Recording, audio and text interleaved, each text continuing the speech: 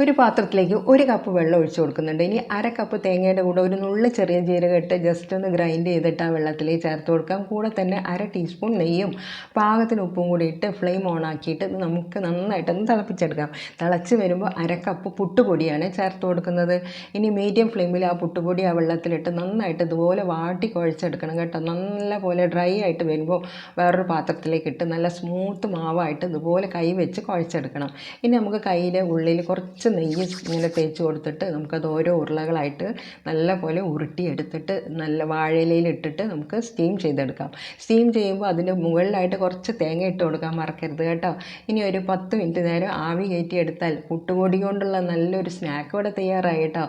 ഇതിന് ചിലർ ഉണ്ടപ്പുട്ടെന്നൊക്കെ പറയാറുണ്ട്. ഇനി നമുക്കിത് കറി കൂട്ടിയിട്ടും കഴിക്കാം. ഇനി കറി കൂട്ടുണ്ടെങ്കിൽ പഞ്ചസാരയും തേങ്ങയും ഇതിൻ്റെ മുകളിൽ ഇട്ട് കൊടുത്തിട്ട് ഞാൻ ഇന്ന് കഴിച്ചത് ഇങ്ങനെയാണ് കേട്ടോ. അപ്പോൾ ഉണ്ടാക്കി നോക്കൂ. 4 മണി ചായയുടെ കൂടെ സൂപ്പറാണ്.